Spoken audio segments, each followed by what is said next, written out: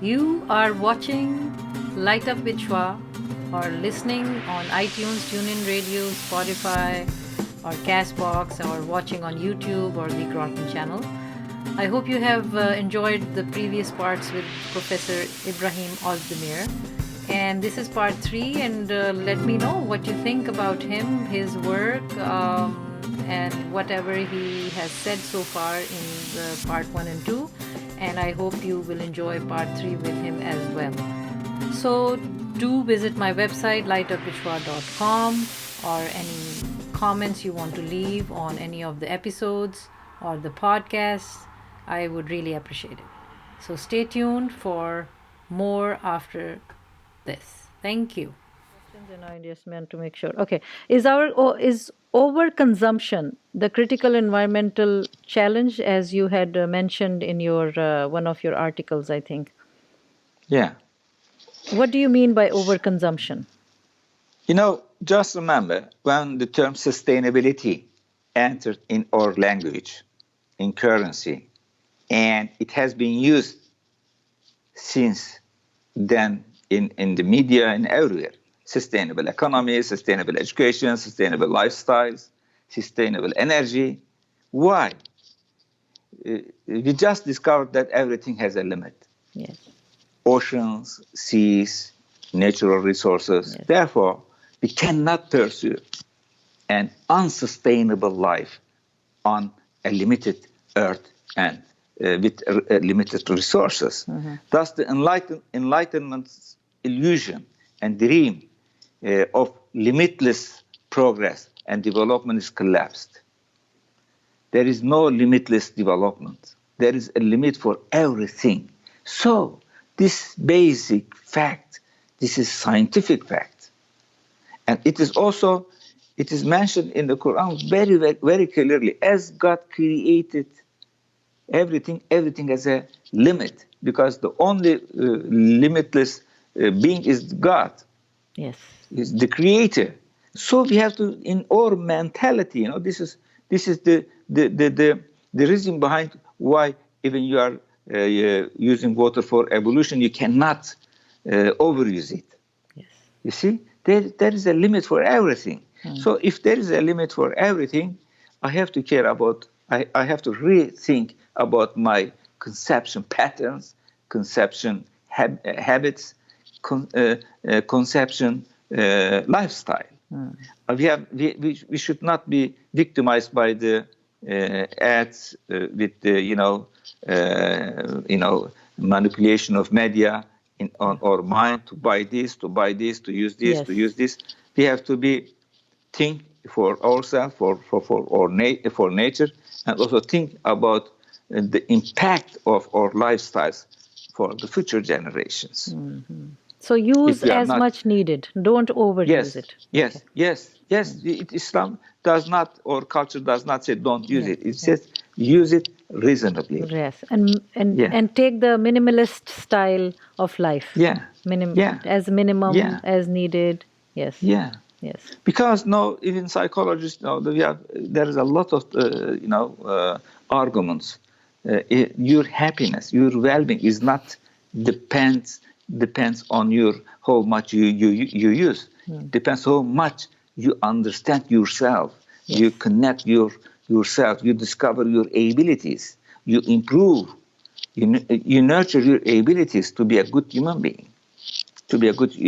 Otherwise, if you are selfish, if you are greedy, so even you will not care about your children. This is another major problem.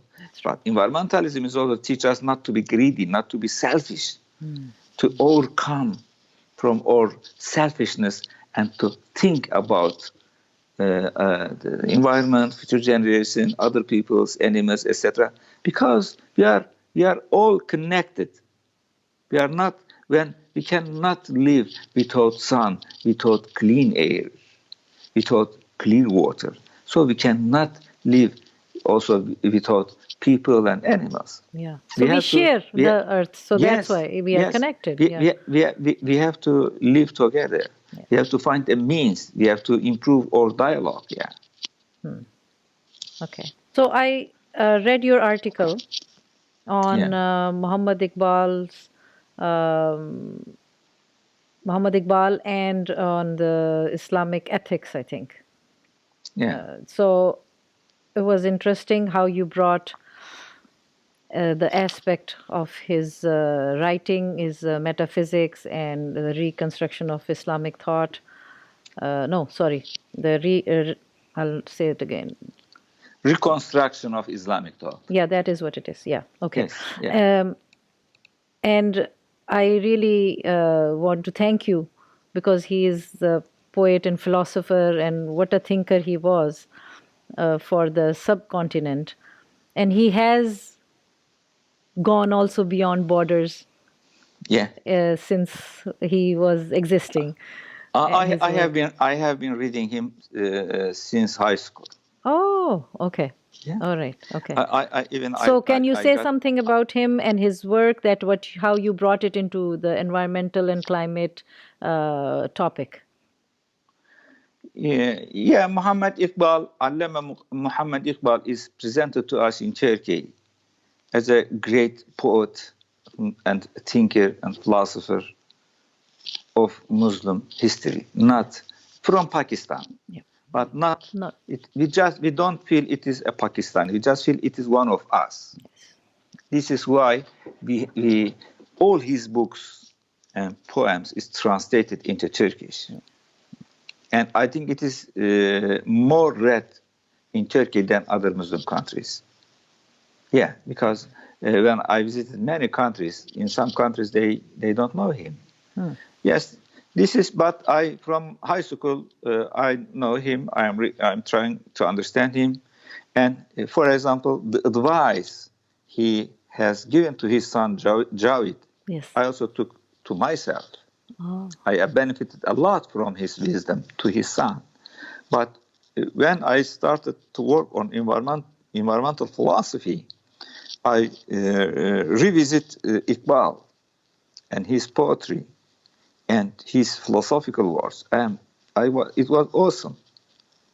It was so deep. I just discovered that he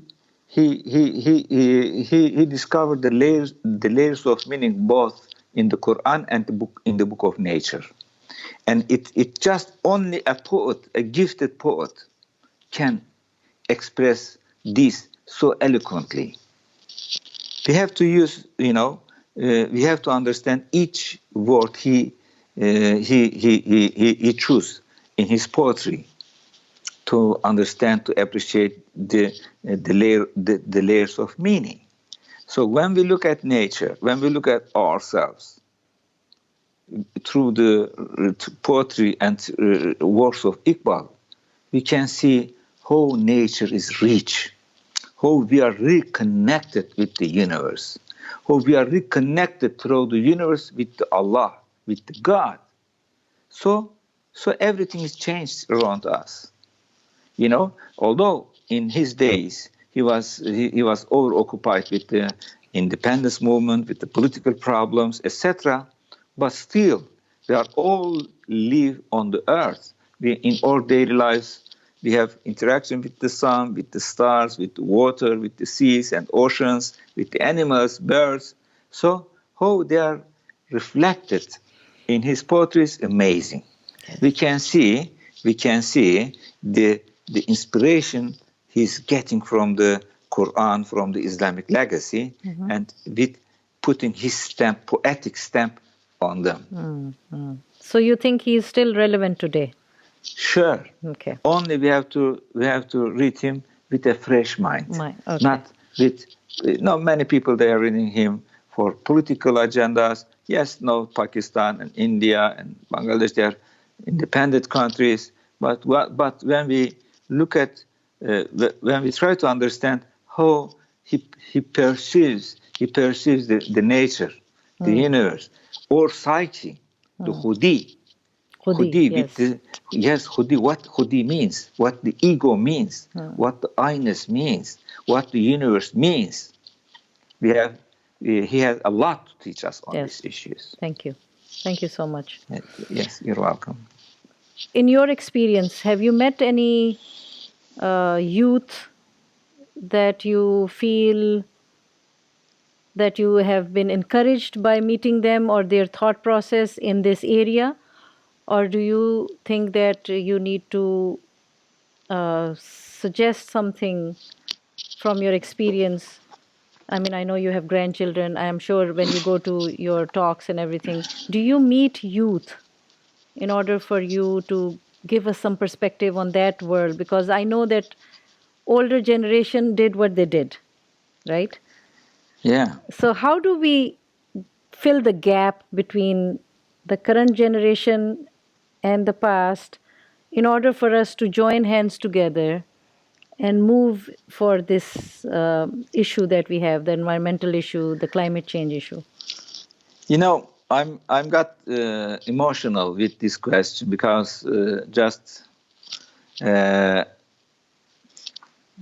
years ago I've been invited to Cape Town Cape Town. Cape Town for a keynote speech, and I was there. A young lady who has a PhD. He presented her paper. And she said, 15 years ago, I was an undergrad student at the Cape Town University. And Professor Ibrahim visited our university and gave us a lecture on environmental ethics, Islamic environmental ethics, and how Islam presents us the environment ecology. I never heard and thought up to this date about the connection of Islam and with the environment and ecology. On that day, I decided to study environment. No, it is after 15 years, Ibrahim Özdemir is here, and I am holding a PhD in environmental studies. Very nice. So you made an impact on a youth. So yes, yes, I said this is the Nobel Prize of a scholar. Yes. You see, I gave a lecture there. Yeah. Then I left. Yes. I mean, wherever I go, I try to reach the young people, young minds. Yeah. The last one was in Maldives. Okay. In October, in September, the Islamic University of Maldives invited me to give a lecture on Islamic perception of environment. And also I made a workshop on critical thinking, and also another workshop on the sharing knowledge, etc.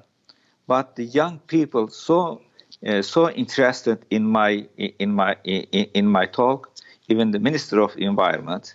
Then we decided to make a documentary about the richness of Maldives, especially coral reefs, yes, and oceanary and marine ecology. And they took me, we got a flight for 1 hour and a half to the south. Even we go beyond the Ecuador. Yes. And the undersea, the richness of undersea, it was gorgeous, Yes. So these young people, I can see from their eyes how the hope for the future.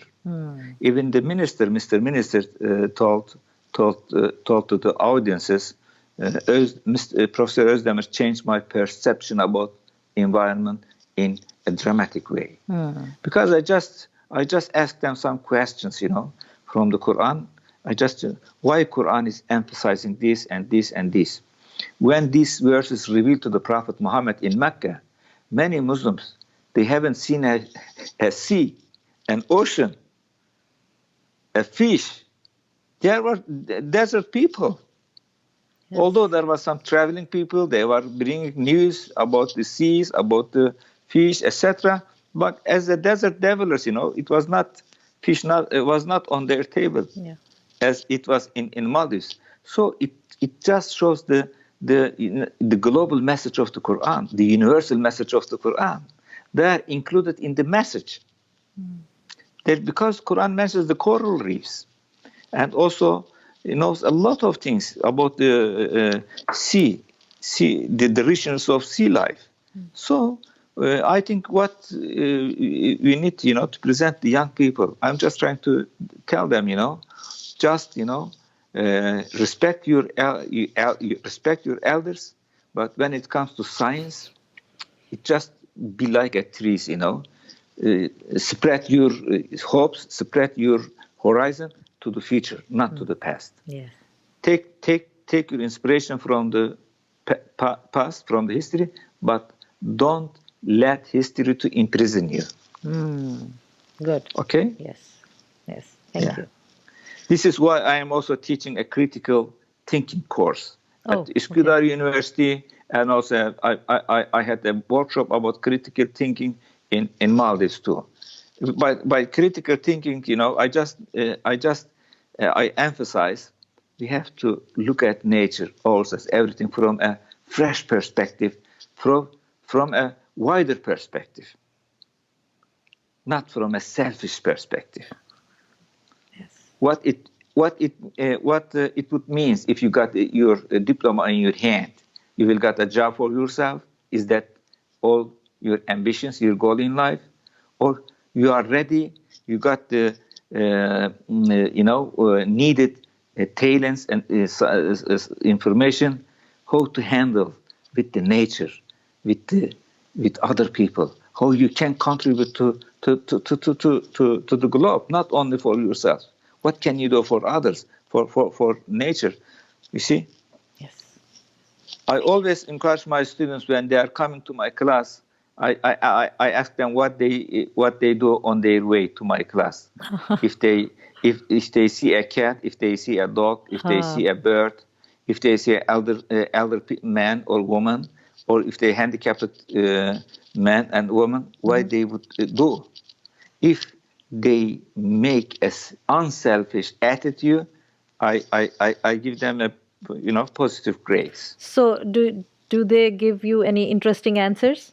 Do you have any examples that you can share? Yes. One or two? Yes. Just for our audience? For example, three of my students, they visited a school, primary school, in a poor section of Istanbul. In a cold day like this, it was snowing, and they just witnessed many students, they don't have socks in their feet, and their shoes is having water. It is, and wet. they don't have enough clothes warm, keep clothes. them warm. Mm-hmm. And they never thought this will be happening in Istanbul. Yes. Because they were coming from, families, they can afford all these things. And just one of these girls, he went home in tears and told his family. And his father was a businessman. He just sent the other day, enough clothing and shoes to all these schools. Then I show them just not to expect everything from the state. You can do something. That's very important. Repeat that, please. Yes, that shouldn't Don't expect everything from others and from the state, from your prime minister, your Mr. Prime Minister, or Mr. President, etc. Do something for yourself. You are the president. Yeah. You see. So if they feed a cat, if they feed a dog on their way to my class, I appreciate them. Yes. If they just send a handicapped man or woman to cross the street, I said that's fantastic. I appreciate them. So we are, learning with the life, with the real problems, not only from the books. Yes. Also, we have to make good and ethical decisions when we solve a problem. See what I must do. So how can we do that? So it has to be from the home. How we have to equip this, as you said, it has to start from school, right? It has to start early. Yeah. But then the parents have to be equipped to start at home, have the sense to start in school, encourage, because schools don't really, now they do little talk about, some here and there. But sure. Yes. Many, especially ladies in Istanbul, when they leave in the morning for job, they carry some food in their bag for the cats. Oh. And also many of my students know they are doing the same thing. When they are having their breakfast at home, they also put something in their bag for cats and dogs on their way to the school. So just, we have to change our mentality. Yes. We have to open our eyes and ears to see the problems around us, to people who needs us or help. Any small help, anything can make a change in somebody's life. Yes. So the message would be to live consciously, have a conscious living, and have some conscious parenting going on. Yes. That is my topic of my podcast. Okay, thank you. Thank you for all what you said.